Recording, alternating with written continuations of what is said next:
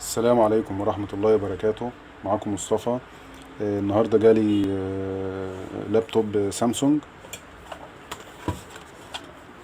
الموديل بتاعه اهو.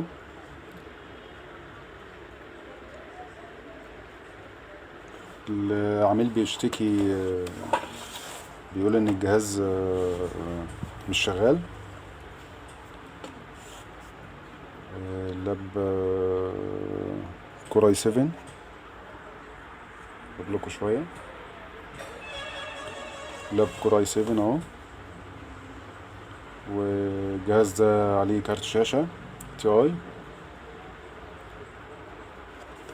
هنوصل كده الجهاز مع بعض ان شاء الله نشوفه.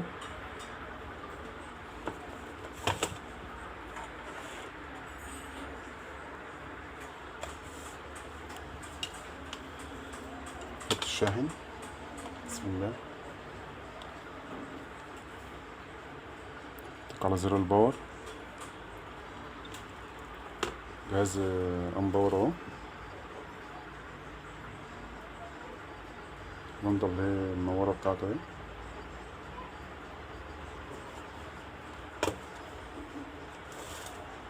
مش عارف اذا كنتوا انتوا شايفينه ولا لأ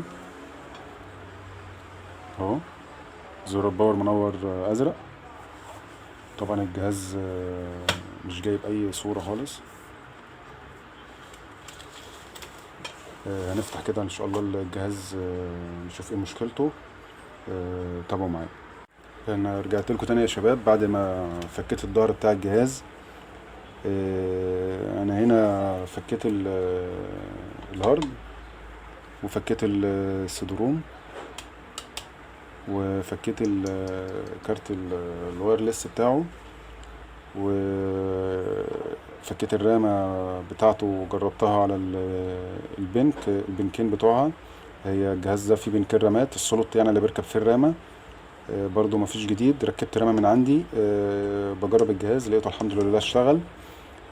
انا ما كنتش هرفع الفيديو، بس انا حبيت اوصل لكم بس معلومة صغيرة كده، ان لما يجي اي جهاز قطع داتا نفك الحاجات اللي هي الخارجية الاول زي الهارد والسيدروم، كارت الوايرلس، الكيبورد برضو انا فكه هنا اهو.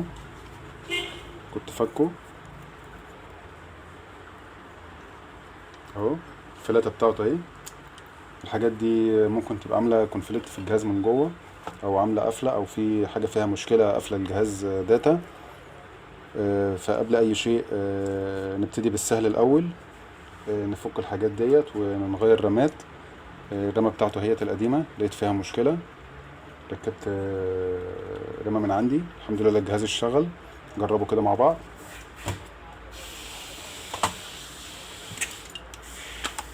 وصل الشاحن كده. بسم الله. وصل الجهاز نشغله باور.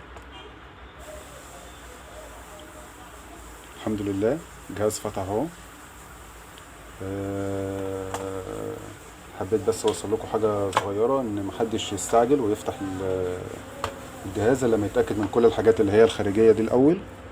لقينا غيرنا الحاجات دي كلها وفكيناها وغيرنا رامات ونضفناها كويس ومفيش جديد. كده هنضطر نفتح البوردة بتاعت الجهاز، نبص عليها بتبقى اخر حاجة طبعا. يا رب نكون يعني يا رب اكون قدرت اوصل لكم معلومة كويسة، واشوفكم في فيديو تاني، والسلام عليكم ورحمة الله وبركاته.